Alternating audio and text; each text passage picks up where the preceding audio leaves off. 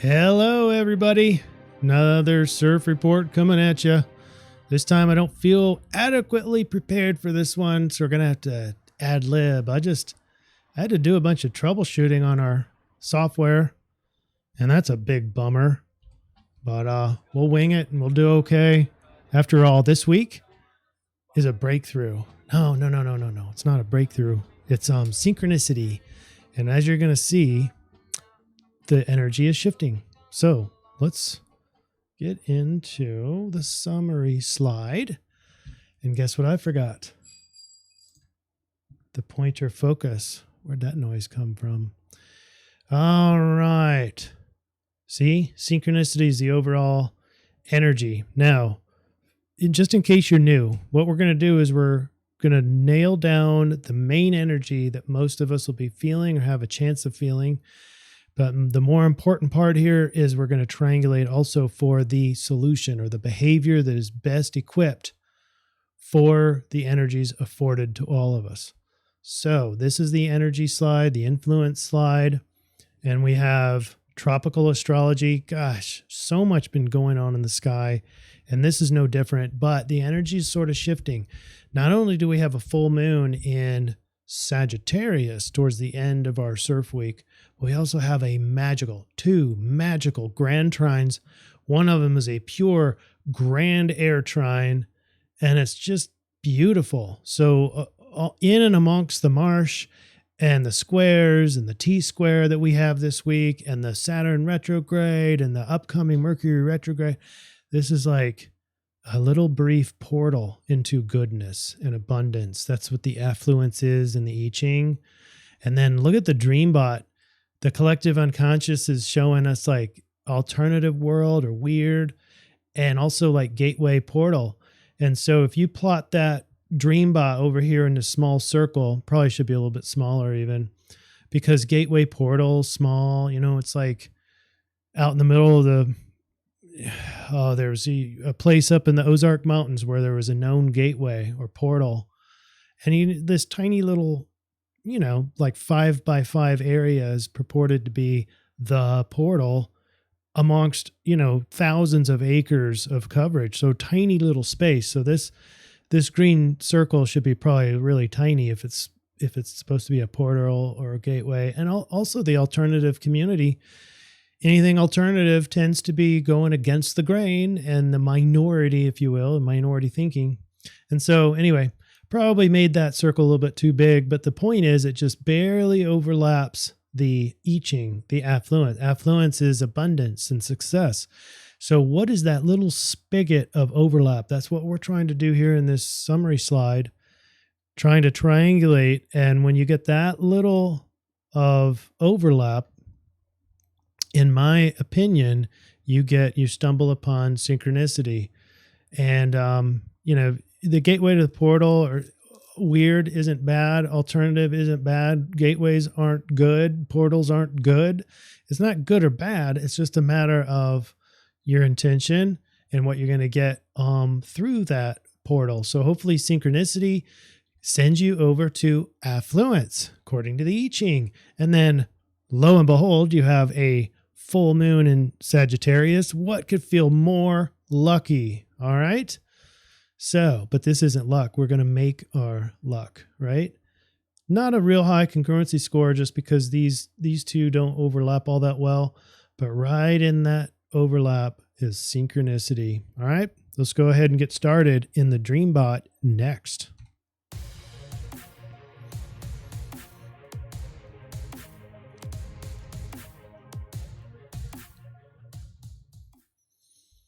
Okay, welcome to the collective unconscious in the form of people's dreams. What's everybody dreaming about?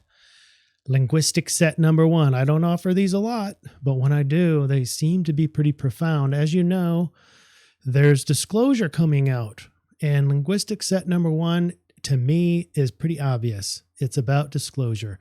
Defying gravity, underground, subway image, freaky. And that's as above, so below, which is purportedly where all this disclosure information is coming about is not just up there like UFOs, but also down there. Extraterrestrials in the earth, if you will. Who knows? Whatever. But it should be an interesting progress as we move further and further into this disclosure thing. It sure does seem like it's ridden with agenda, but that's not for this show. The point is the collective unconscious, the humanity is dreaming about the disclosure process. That's pretty clear. And it's pretty freaky. So what we have is an alternative weird meme with the reds, and it does slightly sway towards the negative side with nightmare and countering stuff. But that's connected to the astrology as well, with Neptune and Pluto in a sextile. As you're going to see, that's sort of like a nightmarish sort of, but it's an opportunity. Sextile is a good thing. So, but Pluto and Neptune together, sort of like nightmarish, if you will. And then the blue arrows here is the gateway, the corridor, the way, the portal. And portal to what? Well, who knows? But it's going somewhere, and it's sort of underground. It's sort of alternative. I see these two memes as very connected, by the way. But in terms of how this is correlated with the rest of the group, the astrology and the I-Ching, I think it's fantastic how this is connected. All right. Let's get into the astrology now. Here's our overview slide. And there's not a whole lot to point out here. You guys have already heard this, but Saturn this week is in this CIRF report. By the way, did I say it's the 20th through the 26th? We go from Thursday to Wednesday for our CIRF weeks. And in this summary slide, we don't include lunar stuff because this thing would just be really long. But you have Saturn going in retrograde, so we'll talk about that. Next week, we're going to have Mercury going in retrograde. And we have this week's Sun going into Gemini. So we'll talk about that. And then these squares, but we also have lots of trines that's making up, as you can see, the overlap of these trines right in the middle of our CIRF week. That's the grand air trine and then a grand trine day by day. It's one of those corners is the moon, as you'll see. But very easy energy, at least halfway through, and then our lucky full moon at the end. What a great week in store. So let's drill a little bit down more details. I'm not going to go really deep. I mean, there's so much here and can be confusing. So that's why it's important to pull out what's the nuts and bolts, what's the important stuff here. And that's why we do CIRF reports, is to take all this complexity and get it down into one main influence. So, but day by day, these energies will change slightly and some drastically. So what do we have on May 20th? Thursday. Where do we begin? Well, I think the most important one is the Sun. It's our last day in Taurus for a while, for another year. And we are going into Gemini. And that's going to happen in the probably afternoon to evening on May 20th, depending on where you are. And the Sun going into Gemini is pleasant. It's adaptable. It's, it's an air sign. So it's sort of a reprieve away from whatever you were doing in Taurus. It's not necessary to do a lot to be a happy Gemini. Geminis can be very adaptable, can be rational, communicative, and so Sun in Gemini, wonderful. Now, what else do we have? We have that Mars trine Neptune. Well, remember Mars is sort of weakened by Cancer and so sort of a little bit lazy. I don't know if you've noticed this. The energies that I've been experiencing, totally Mars in Cancer. I've been feeling it. And then when you want to do something, it can be tricky because Neptune can throw you an illusion. Just because it's a green trine here doesn't mean it's always positive. But Neptune doesn't always mean negative either. So just be careful about your action. Take it slow and deliberate, and you should be all right in your action there. And then we have, so the Uranus square Saturn. Remember when I told you that square is going to just keep on keeping on, and that's because Saturn is going to go in retrograde later on this week. But we also have Sun square Jupiter. So we have a lot of pressure and tension. Remember, Jupiter just made it into Pisces. And in Pisces, it is sort of that more fortunate and portal mentality. So that's a direct overlap. This Jupiter in Pisces, in my opinion, is a direct overlap with what you saw from the collective unconscious. Doesn't mean it's weird, but aside from the alternative side, doesn't mean Pisces can't be alternative, but it's that portal into something else. It's very mystical, spiritual, higher level, more transcendent, connected, synchronicities in here as well. But it's pressured or tension with ego. Maybe ego's got some, maybe the more material ego, material side of ego, i.e. the Taurus side of the sun, is pressured. It's pressured to, like on the one hand, how much do I experience of this world? And then on the other hand, how much do I spend, transcending and evolving as a human being? It's my spiritual practice. And that can be at odds this week as the sun squares Jupiter. Then there's this real quiet sextile right here. Like, you got all these bold things, these big, bold moves that are happening. And there's a little quiet Pluto sextile Neptune, and it's an opportunity. It's a weird one. It's going to be an opportunity because it's sextile, and you've got the weird planets, the death and rebirth and transformation planet of Pluto, the destroyer. Somehow that's an opportunity with your dreams and Neptune and illusion and fantasy. Somehow there's an opportunity there. It could be that you have a real opportunity. Finally, you decided to look into your patterned or reoccurring nightmares to extract meaning and maybe some action items from those, but maybe not. Maybe it's a gift in art. Art would be wonderful opportunity here. Not that either one of these is all that into art, but it's coming from your subconscious mind, and both of these is coming from the subconscious terrain, your dreams or fantasy or divergent thinking, and your subconscious power, Pluto. So anyway, that was just day number 1. Whew.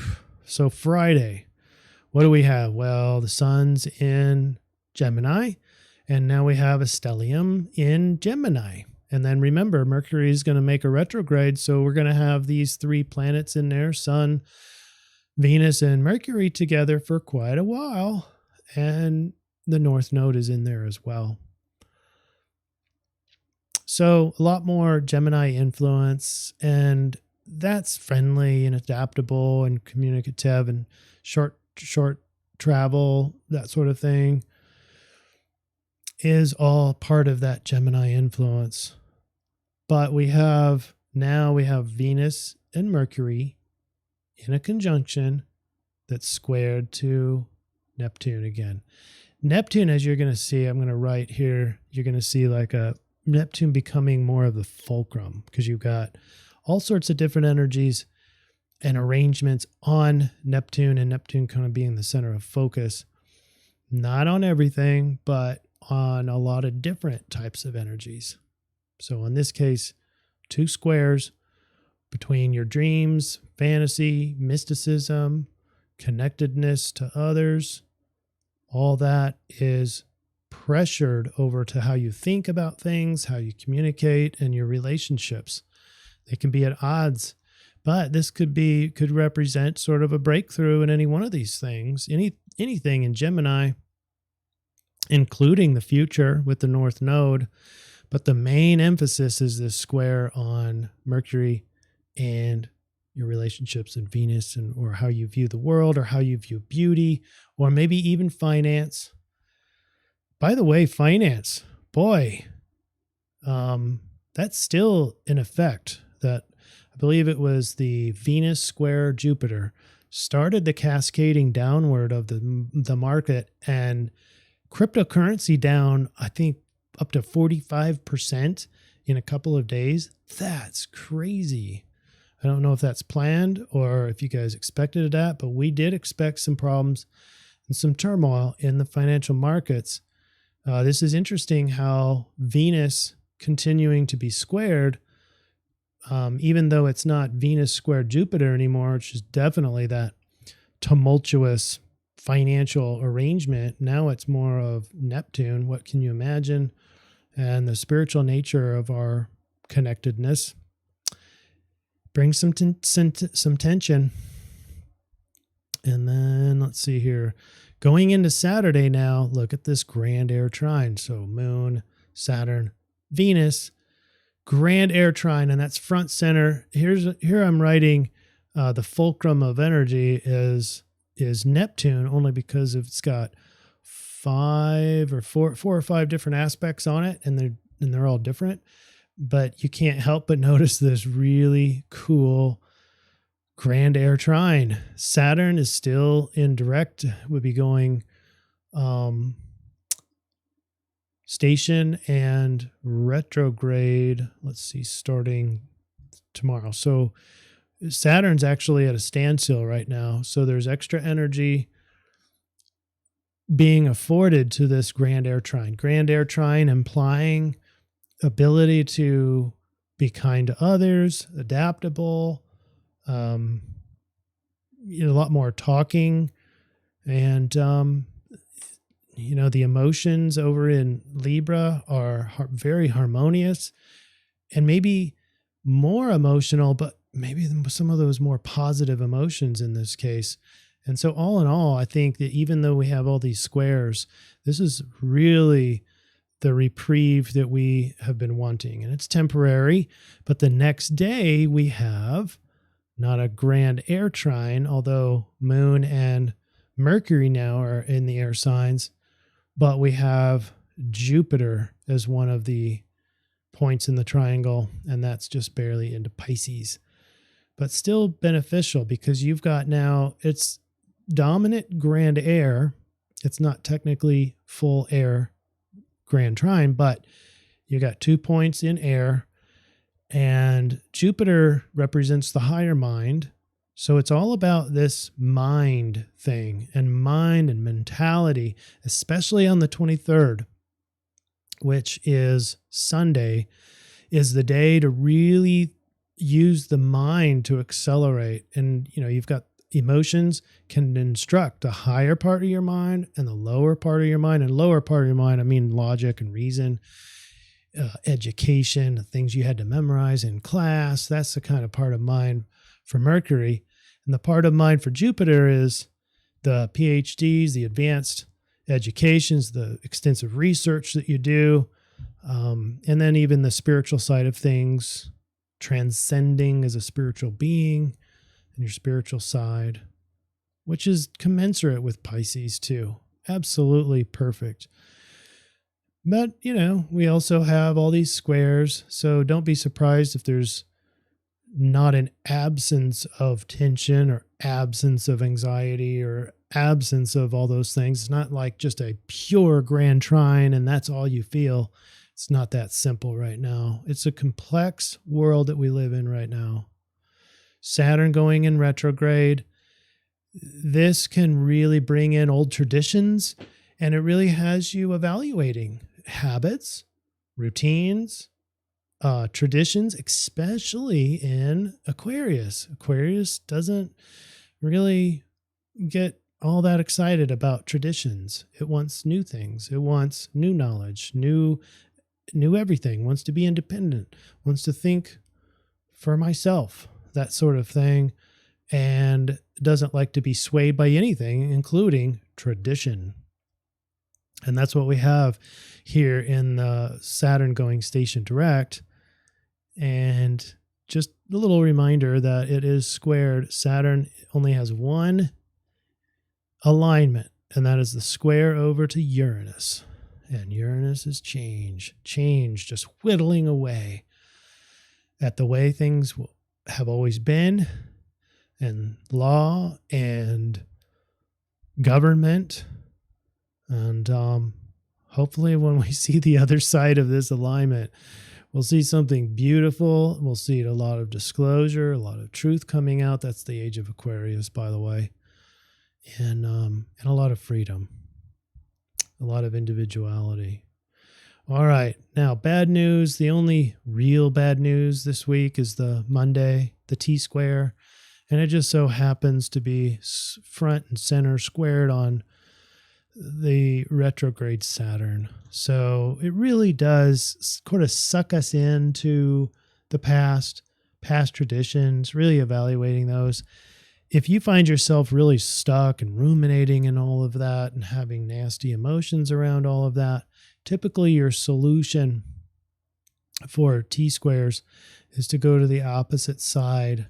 And the opposite side, the strict opposite side of Saturn and Aquarius, is Leo. And Leo is childlike, wonderment, is looking around, being excited about new stuff, and just being in such the present moment so extremely that you're not thinking. You're just so embedded in the now, and you're starting to look curiously at pretty much everything. Well, that's what children do. They don't have preconceived notions and stuff. So that's one option. And then the other option is the closest planet, which is Mars. Mars in a fall, but sort of lazy and opposite of Pluto. Now, this one's interesting because you've got Mars, outer power, but weakened. And then you've got Pluto, inner power, with an opportunity up to Neptune that we talked about earlier. So to me, it seems like this balance beam, which is what oppositions do, they sort of enforce a form of balance for us. So you're going to have to balance the inner and the outer power. But it seems to me that the big advantage here is the inner power. And so the big red flag for you is feeling that weakness, feeling maybe fatigued, feeling resistance, and maybe procrastination. Then that's a good sign to go to the inner sanctum. The inner power is the place to be, and not a lot of doing in there, but just knowing, a lot of realizing. So anyway, I don't know how much that can really help you, but just remember that for Monday. Tuesday then is getting really close to the full moon, and the moon's going to make its terminal position in the waxing stage before it preps for its full moon. And I don't see a whole lot different other than the alignments for the moon. I mean, everything else is pretty much the same as what we talked about before. So let's head into our final day. And now at 6:13 a.m. on the 26th, it's a Wednesday. We have a full moon. We have the sun in 5 degrees Gemini, and then the full moon is completely opposite of that. We're moving into eclipse season, so be prepared for that. In this stage, we have the moon and the sun are the opposite ends of contra parallel, meaning they're equally on the opposite side of the ecliptic plane, right? One being higher and one being lower. I don't know which one is, but we have a Sagittarius full moon. So talk about jovial, talk about happy. I mean, you've got happy on one end, but being shined on from Gemini. And so it can be very mental because you've got the mind of Gemini with the sun and shining on the higher wisdom of Sagittarius. Plus, you've got the part of fortune at the time of the full moon. You got the part of fortune that's only 2 degrees away.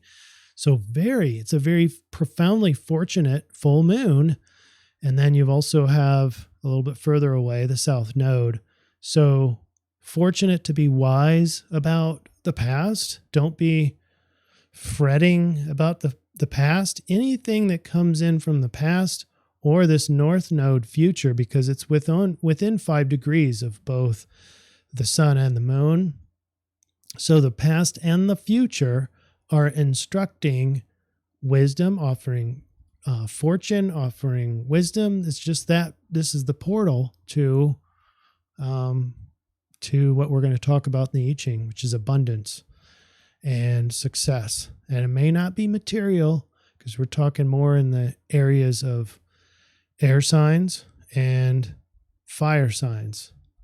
So if we were talking about earth sign, maybe more material sort of abundance, but I don't think that's necessarily true. I think mind is the big theme here. The abundance of mind and making it complete, making it whole, not just the lower mind, not just rationality and good logic, but higher mind, and using the moon to really instruct that. That's the emotional response. It's a key component to wise mind, and not acting impulsively. That's a Sagittarius sort of a fire thing. But anyway, we'll talk all about these behaviors later. It's just a very fortunate and synchronistic full moon. All right, here we go with the I-Ching. We didn't have any change lines this time, which means the influence, according to the I-Ching, is also the best solution. So we need to read this as an influence, and that means supreme success, like the proverbial pot of gold at the end of the rainbow. A person whose fortunes have turned for the better shines brightly now. At the core of true success lies unselfishness, generosity, and modesty. These are traits that are Gemini and even Sag. Maybe not the modesty part. It is the tendency of a flexible or yielding nature to draw powerful forces to it, especially when prosperity begins to manifest. When this added power is wielded with grace and dignity, we have supreme success and great abundance. So you see, one solution here that we can pull out is make sure that you're using grace and dignity in all of your actions this week. But be careful. Along with any accumulation of wealth or influence can come an increase in pride and arrogance. So the next tidbit and solution is to watch out for pride and arrogance, getting too haughty or getting too hoarding, etc. Fight this tendency if you want your good fortune to continue. Stay attentive enough to manage your affairs well. And remember that while prosperity beats the alternative, it is only one element of a satisfying life. A lasting prosperity is one that honors the highest values and furthers the collective good. And I had a thought about Jupiter being in Pisces and feeling that connected nature. But we also have the turmoil with Saturn going in retrograde in Aquarius, which is sort of the archetype of collective good. So the point is, for your solution, highest values. So let's talk about the solution. I went ahead and chose the solution slide and equation and translation based on the grand air trine. I think this is going to be a big portal to something good And it's going to lead us to great success for a couple days later with the full moon in Sagittarius. But I think it starts here. And when we plot Venus, because Venus is part of both grand trines. So I plotted Venus, and that's 44. That brings us to hexagram 35, and it brings us Taurus as a solution. So let's look at hexagram 35 is the gate of change. This is the gate of satiating the appetite for change. I feel it's time for a change, is what the voice says. This is not a design that can afford to be goal-oriented. So the goal isn't change. This is the gate of the wheel turning. So the gate of change is constant.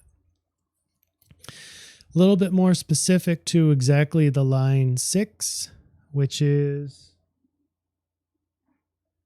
I can't read it. The energy to correct. The process of crystallization coupled with ambition that assures timely and effective correction. Progressive change that results from correction. Does anybody recall Saturn? Saturn in retrograde? Here's our chance. This is exactly what this is talking about, especially in Aquarius, is looking at positive changes to the new knowledge, the new realizations that we have instructed from the past. All right, ready? We're going to take a quick break, and then we're going to talk about the actual solution slide. So hang on. Intervention therapy. Are you ready for inner peace? Go to intervention.com.